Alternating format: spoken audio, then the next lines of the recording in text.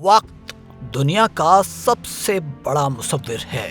یہ نقشے بدل دیتا ہے، سلطنتوں کو مٹا دیتا ہے اور قوموں کو نئی پہچان عطا کرتا ہے۔ مگر تاریخ کبھی کچھ نہیں بھولتی۔ تاریخ کے اسی سچے اور دلچسپ سفر پر آج ہم جائیں گے یورپ، جہاں کچھ ممالک نے صرف اپنی سرحدیں ہی نہیں بلکہ اپنی شناخت اور اپنے نام بھی بدلتے دیکھے۔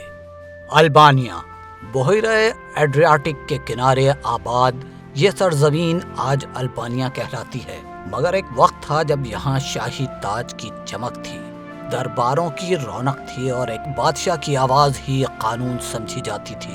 وقت گزرتا گیا، جنگیں آئیں، حالات بدلے اور تاریخ نے ایک نیا موڑ لیا۔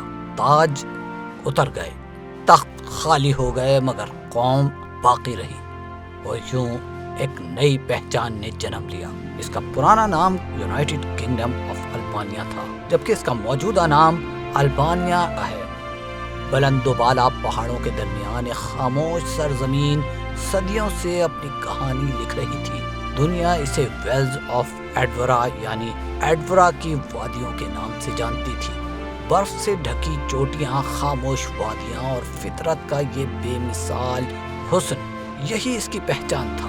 وقت کے ساتھ دنیا بدلتی گئی، مگر یہ وادیاں اپنی تاریخ سنبھالے رہی اور پھر یہی وادیاں ایک آزاد ملک کی شناخت بن گئی۔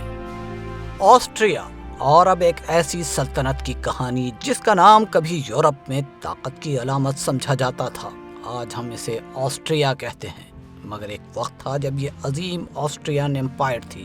شاہی محلات، طاقتور فوجیں اور دور تک پھیلی ہوئی سرحدیں، یہی اس سلطنت کی شان تھی۔ مگر وقت کسی کے لیے نہیں رکتا۔ جنگوں نے سلطنت کو کمزور کیا، سرحدیں سکڑ گئیں اور ایک عظیم سلطنت تاریخ کے اوراق میں سمٹ گئی۔ لیکن اس کے ماضی کی بنیادوں پر ایک جدید آسٹریا نے جنم لیا۔ اس کا پرانا نام آسٹریان امپائر تھا، جبکہ اس کا موجودہ نام آسٹریا ہے۔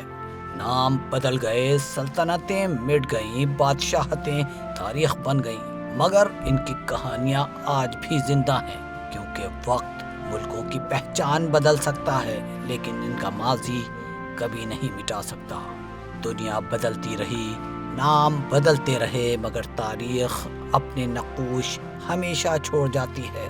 آپ کو ان ممالک کے پرانے اور نئے ناموں میں سے کون سا سب سے زیادہ دلچسپ لگا؟ کمنٹ میں ضرور بتائیں۔